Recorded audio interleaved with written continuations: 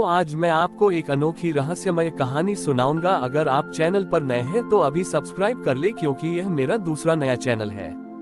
तथा कहानी पूरा देखे, अंत में एक अनोखा रहस्य छुपा है। धन्यवाद। तो सुनिए। प्राचीन काल में एक पर्वत की गुफा में महात्मा तपोनिधि निवास करते थे। वह परम ज्ञानी और परम संतोषी थे।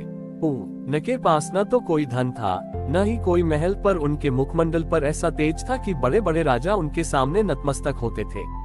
एक बार धनतेरस के पावन अवसर पर धनाधिपति कुबेर अपनी अतुलनीय संपत्ति से भरे विमान में बैठकर पृथ्वी का भ्रमण कर रहे थे। उन्होंने देखा कि पूरा संसार धन की चमक दमक में लीन है। हर कोई सोने चांदी की खरीदारी कर रहा है।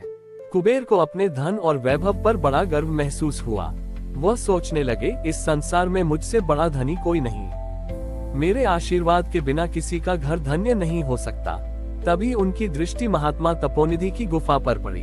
उन्होंने देखा कि गुफा के द्वार पर केवल एक साधारण सा मिट्टी का दिया टिमा रहा है और महात्मा तपोनिधि ध्यान में लीन है। उनके पास न तो कोई सेवक है, न कोई आभूषण, फिर भी उनका चेहरा परम शांति से आलोकित है। कुबेर को आश्चर्य हुआ। उन्होंने सोचा कि यह महात्मा जरूर दरिद्र होगा, इसलिए उसे धनतेरस का महत्व नहीं पता। कुबेर महात्मा तपोनिधि के सामने प्रकट हुए और अपने पूरे वैभव का प्रदर्शन करते हुए बोले, हे महात्मा, आज धनतेरस है, धन के देवता की पूजा का दिन। मैंने सुना है कि आप अत्यंत दरिद्र हैं, इसलिए मैं स्वयं आपके लिए धन लेकर आया हूँ। आज के शुभ दिन पर आप मेरी पूजा करें और मेरी दी हुई संपत्ति स्वीकार कर अपने कष्ट दूर करें। महात्मा तपोनिधि ने आंखें खोली और मंद मंद मुस्कुराए। उन्होंने कुबेर के वैभव की ओर देखा और कहा, हे धनाधिपति कुबेर, आपका आना मेरे लिए सौभाग्य है, पर मुझे धन की आवश्यकता नहीं है। यदि आप मुझे कुछ देना ही चाहते हैं तो एक प्रश्न का उत्तर दें। कुबेर ने गर्व से कहा, पूछिए, मेरे पास हर वस्तु का ज्ञान है।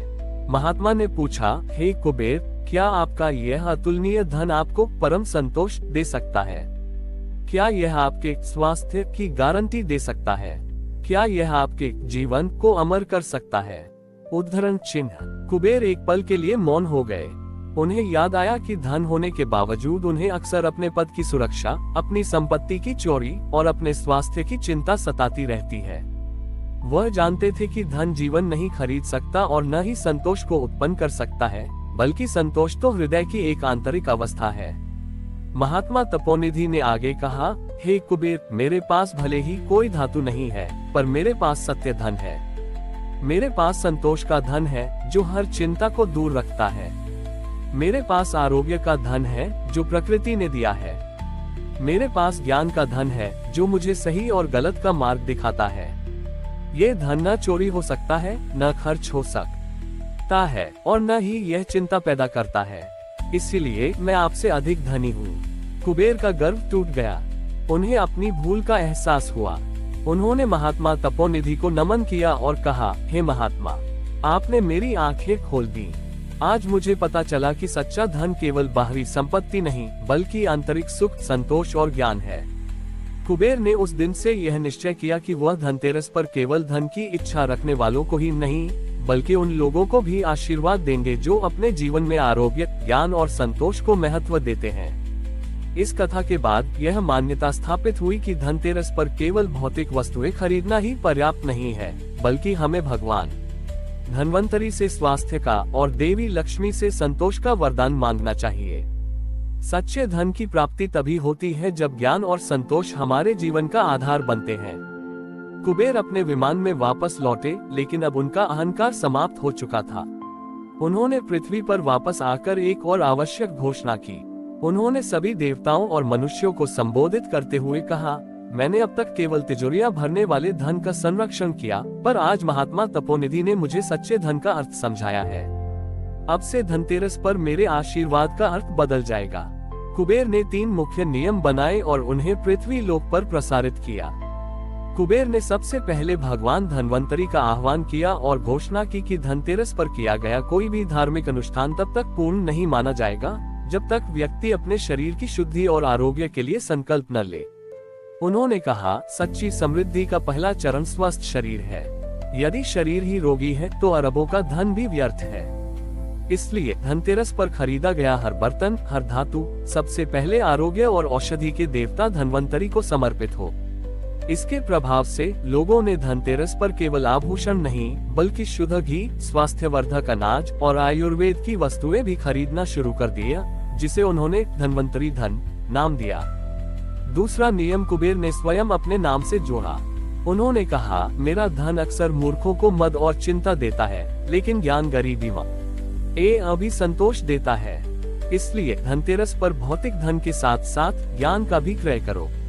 कुबेर ने निर्देश दिया कि इस दिन सभी माता पिता अपने बच्चों के लिए कम से कम एक पुस्तक या ज्ञानवर्धक वस्तु अवश्य खरीदें। उन्होंने कहा कि पुस्तकालय में रखे ज्ञान का एक पृष्ठ तिजोरी में रखे सोने के 100 सिक्कों से अधिक मूल्यवान है, क्योंकि सोना नष्ट हो सकता है पर ज्ञान अमर रहता है। इस प्रकार ज्ञान और विद्या को भी कुबेर धन का दर्जा मिला। तीसरा और सबसे महत्वपूर्ण नियम महात्मा तपोनिधि के सम्मान में था। कुबेर ने कहा, धनतेरस की रात जो 13 दीपक जलाए जाते हैं, उनमें से कम एक दीपक संतोष के नाम का होना चाहिए। इस दीपक को अपनी तिजोरी के पास नहीं बल्कि अपने हृदय के निकट जलाओ। उन्होंने समझाया कि इस दीपक को जलाते समय ये संकल्प लो कि मेरे पास जो कुछ है मैं उसी में संतुष्ट रहूंगा और केवल आवश्यकता से अधिक धन की लालसा नहीं करूंगा। इस संतोष के दीपक का प्रकाश ही हृदय से लालच और ईर्ष्या के अंधकार को दूर करेगा। इस प्रकार कुबेर ने धनतेरस के पर्व को एक नया आध्यात्मिक आयाम दिया। नगर के लोग अब न केवल अपनी समृद्धि बल्कि अपने स्वास्थ्य, शिक्षा और मानसिक शांति के लिए भी धनतेरस मनाने लगे। महात्मा तपोनिधि की सीख से धनाढ्य और निर्धन दोनों ने ये जान लिया कि सबसे बड़ा धन वह है जो भीतर होता है, बाहर नहीं। और तभी से धनतेरस का पर्व भारतवर्ष में आरोग्य, ज्ञान और आंतरिक सुख की त्रिवेणी के रूप में मनाया जाने लगा। कुबेर की घोषणा और नए नियमों के लागू होने के बाद नगर में एक अद्भुत परिवर्तन आया। लोगों ने धन्वंतरी धन, आरोग्य सामग्री, कुबेर धन, ज्ञान की वस्तुएं और संतोष धन, हृदय का संकल्प को भौतिक संपत्ति के साथ महत्व देना शुरू कर दिया। परंतु कुछ ही वर्षों बाद एक नई समस्या ने जन्म लिया। कुछ लोग ज्ञान और संतोष के महत्व को इतना अधिक मानने लगे कि उन्होंने कर्म और परिश्रम को ही त्याग दिया। एक युवा व्यापारी था जिसका नाम विनायक था। वह महात्मा तपोनिधि और कुबेर की बातों से बहुत प्रभावित था। वह कहता, जब संतोष ही सबसे बड़ा धन है तो व्यर्थ ही क्यों परिश्रम करना। मैं अपनी साधारण आय में ही संतुष्ट हूँ। विनायक ने अपना व्यापार मंदा कर दिया और पूरा दिन पुस्तकें पढ़ने और ध्यान में लगाने लगा। इससे धीरे धीरे उसके घर में वास्तविक दरिद्रता आने लगी। उसकी पत्नी, जिसका नाम कृति था, बहुत चिंतित रहने लगी। अगले धनतेरस पर कृति ने विनायक से कहा, स्वामी, आप ज्ञान और संतोष की बातें करते हैं, पर आप भूल गए कि कुबेर ने संतोष के दीपक के साथ साथ यह भी कहा था कि धनतेरस पर श्रम से जुड़े औजार भी खरीदने चाहिए। क्या बिना कर्म किए हमें आरोग्य और ज्ञान भी प्राप्त होगा? उद्धरण चिन्ह। कृति ने आगे समझाया, ज्ञान का प्रकाश तभी उपयोगी है जब वह कर्म के तेल से जले। संतोष महान है, पर जब हम बिना परिश्रम के संतोष करते हैं तो वह आलस्य बन जाता है। धन्वंतरी ने औषधियां दी है, पर उन औषधियों का संग्रह तो परिश्रम से ही होता है। कुबेर का धन हमें मिला है, पर उसका उपयोग संसार के कल्याण के लिए करना भी हमारा कर्म है। विनायक को अपनी भूल समझ में आ गई। उसने कृतज्ञता से अपनी पत्नी की ओर देखा। उस वर्ष धनतेरस पर विनायक ने 2 कार्य किए। तारांकन ज्ञान का कर्म में प्रयोग। उसने अपनी पुस्तकों के ज्ञान का उपयोग अपने व्यापार को आधुनिक और लोक कल्याणकारी बनाने में किया। उसने ऐसे नए और सस्ते उपकरण बनाने शुरू किए जो किसानों और कारीगरों के काम को आसान बनाते थे। तारांकन सक्रिय संतोष। उसने संतोष को त्याग कर आलस्य नहीं किया, बल्कि उसने सक्रिय संतोष का व्रत लिया, जिसका अर्थ था कि वह पूरी लगन और ईमानदारी से परिश्रम करेगा, लेकिन अपने परिश्रम का फल पाने के बाद लालच नहीं करेगा, बल्कि उसका एक हिस्सा समाज कल्याण में लगाएगा। इस परिवर्तन से विनायक का व्यापार फिर से चमक उठा और इस बार वह न केवल धनी बना, बल्कि उसने जो धन कमाया वह समाज के लिए भी उपयोगी सिद्ध हुआ। जब महात्मा तपोनिधि को ये बात पता चली तो उन्होंने मुस्कुराते हुए कहा, सच्चा धनतेरस तब मनाया जाता है जब संतोष धन और कर्म धन का दीप एक साथ जलता है। संतोष हृदय को शांत करता है और कर्म संसार को गति देता है। और इस प्रकार धनतेरस का पर्व आरोग्य, धनवंतरी, ज्ञान, कुबेर और संतोष, महात्मा तपोनिधि के साथ साथ सच्चे कर्म और परिश्रम के संतुलन का त्योहार भी बन गया। ये त्योहार सिखाता है कि धन का आगमन तभी होता है जब हम ज्ञान और संतोष को आधार बनाकर ईमानदारी से अपने कर्तव्य का पालन करते हैं। हमारी और भी आध्यात्मिक एवं अनोखी कहानियां देखने के लिए हमारे चैनल पर जाएं तथा धार्मिक एवं पौराणिक अनोखी कहानियां हमारे चैनल पर है। कृपया जाके देखें तथा हमारे चैनल को सब्सक्राइब करके रखें और वीडियो लाइक जरूर करें। धन्यवाद।